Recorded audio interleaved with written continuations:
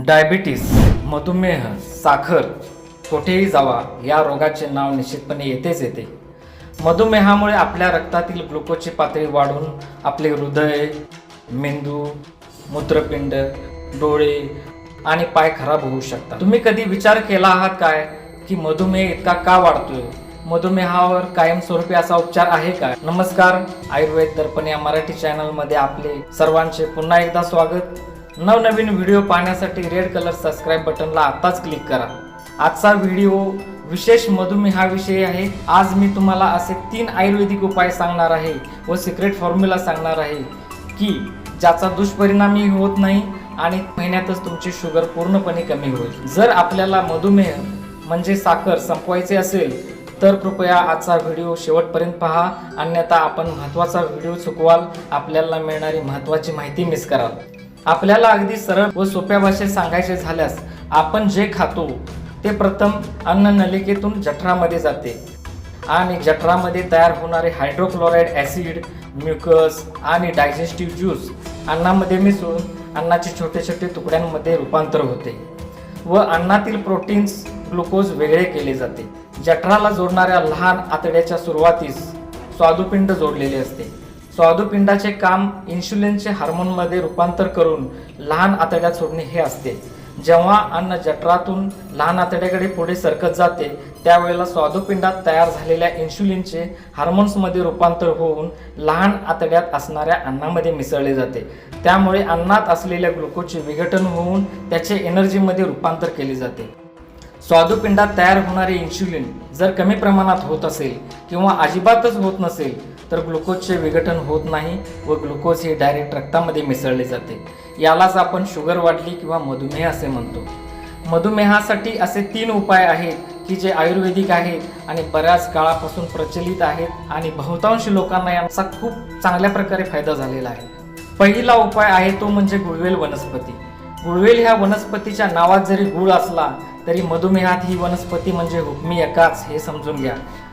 रक्तातील साखरेचे नियंत्रण करणाऱ्या कितीतरी वनस्पती आहेत, परंतु स्वादुपिंडाचे कार्य पूर्ववत करणाऱ्या वनस्पती अगदी मोजक्याच आहेत। गुळवेल ही त्यात अग्र क्रमांकावर आहे।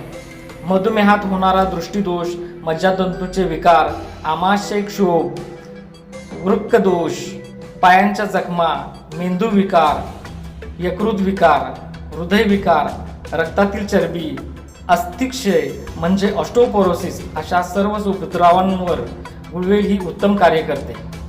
गुळवेलीच्या गुणवत्तेची परिसीमा म्हणजे गर्भ अवस्थेत होणारा मधुमेह व त्याचे गर्भावर होणारे दुष्परिणाम याने थांबवता येतात। स्वादुपिंडात बीटा जातीच्या कोशिकांमधून इन्शुलिन तयार होत असते।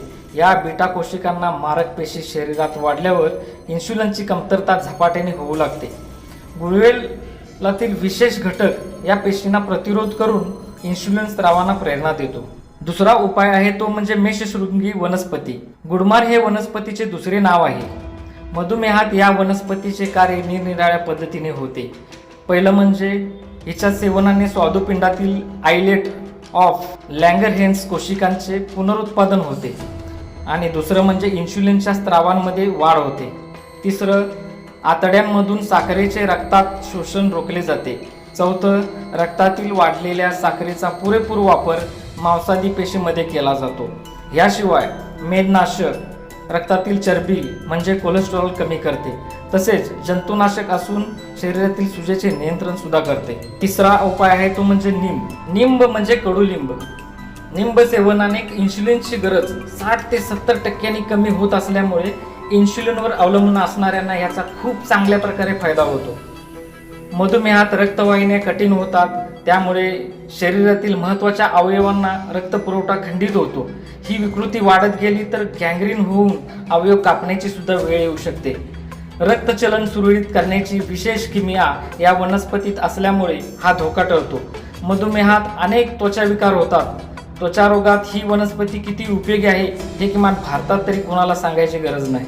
वरील 3 वनस्पतीपैकी कोणत्याही एका वनस्पतीची पाने घेऊन ती मिठाच्या पाण्याने स्वच्छ धुवावीत व त्याचा 1 कप रस काढून रोज सकाळी अनुशापोटी घ्यावा। असे सतत 2 ते 3 महिने केल्यास तुमची शुगर पूर्ण कमी होण्यास मदत होईल। ज्यांना मधुमेहातून कायमची सुटका करायची असेल तर माझा सिक्रेट फॉर्म्युला मी तुम्हाला सांगणार आहे, तुम्ही नीट लक्ष देऊन ऐका.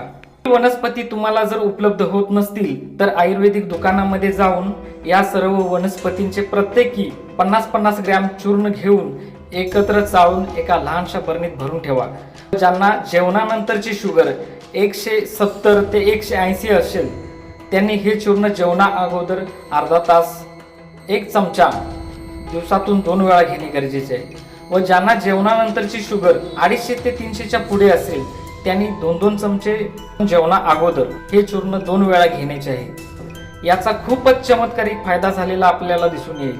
याबरोबरच सोबत तुमचे डायबिटीसचे औषध घेणे गरजेचे आहे व 15 दिवसांनी पुन्हा टेस्ट करून डायबिटीसची औषधे थोडी कमी करण्याची आहे. डायबिटीसमध्ये याचा आपल्याला जादूसारखा गुण येईल. हा फॉर्म्युला मी माझ्या पेशंटना भरपूर प्रमाणात वापरत असतो आणि बहुतेक लोकांना त्याचा अप्रतिम असा गुण आलेला आहे. तुम्ही अवश्य ट्राय करा. या व्हिडिओची संलग्न दुसरा व्हिडिओ बनवणार आहे, त्यामध्ये तुम्हाला यासारखी आणखीन 3 चमत्कारिक वनस्पती यांची माहिती सांगणार असून त्यांची पावडर वरील 3 चूर्णामध्ये जर मिक्स केली तर तुमची डायबिटीस पासून कायमची सुटका होईल. तसेच तुम्ही आपल्या जीवनशैलीत कोणता बदल करावा व आहारात काय खाऊ नये याबद्दल थोडक्यात माहिती सांगणार आहे. आपणास हा व्हिडिओ जर आवडला असेल तर प्लीज या चॅनलला लाईक करा, सबस्क्राईब करा व व्हिडिओची लिंक आपल्या मित्रांना शेअर करण्यास विसरू नका, कारण यामुळे तुमच्या माध्यमातून एखाद्या व्यक्तीस मदत केली जाऊ शकते. धन्यवाद.